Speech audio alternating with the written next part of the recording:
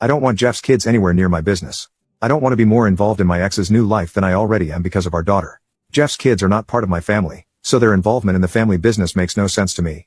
Moreover, based on what my daughter has said and what my ex and Jeff have mentioned, they're not very close and don't consider each other siblings. My refusal to include them has been controversial, and I constantly hear from Jeff and my ex how I'm an asshole and should be willing to give them a chance. They point out that they are my daughter's family, whether I like it or not, and she should be able to include them in a business she will one day inherit.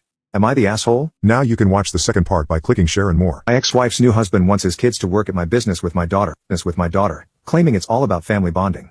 But when he tried to get my daughter to call him dad, things took a turn for the worse. Things took a turn I didn't expect last week. Jeff showed up at Beck's with his kids, acting like it was perfectly normal for them to be there. I was in the back office, going over some paperwork, when my daughter burst in, looking flustered. "Dad, Jeff's here. With his kids," she said, her voice low and uneasy. I felt a familiar tension tighten in my chest. I took a deep breath, trying to stay calm. "All right," I muttered, more to myself than to her. "Let's see what's going on." When I walked out, there was Jeff, grinning like he owned the place, introducing his kids to some of my employees. He was talking about how they were joining the family business, as if it was a done deal. My stomach turned. This wasn't happening. I pulled Jeff aside, keeping my voice as steady as I could. "Jeff, this isn't okay," I said, looking him straight in the eye. "You need to leave with your kids. Now." His grin faded, replaced by that familiar, smug defiance. He started arguing, his voice rising.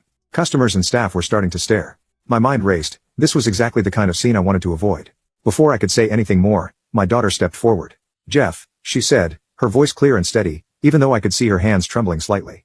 "This isn't your business, and we're not siblings. Please respect my dad's decision." The words hung in the air. For a moment, Jeff just stared at her, his face flushing with anger. Then, without another word, he stormed out, his kids trailing behind him, confused and silent. I stood there, feeling a mix of pride and disbelief. My daughter had handled it better than I could have imagined. But I knew this wasn't the end of it. Later that evening, the phone rang. It was my ex, and she was livid. She didn't even give me a chance to speak before she launched into a tirade, accusing me of turning our daughter against her and Jeff. She even threatened to take me back to court to revise our custody agreement. I tried to stay calm, explaining what had actually happened, but she wasn't interested in hearing my side. She hung up on me, leaving me sitting there, feeling a heavy weight settle in my chest. The next day, a letter arrived from a lawyer Jeff had apparently hired. A cease and desist letter, claiming I was discriminating against his children and threatening legal action if I didn't make things right. It was absurd, but still, it added to the stress. But through all of this, something unexpected happened.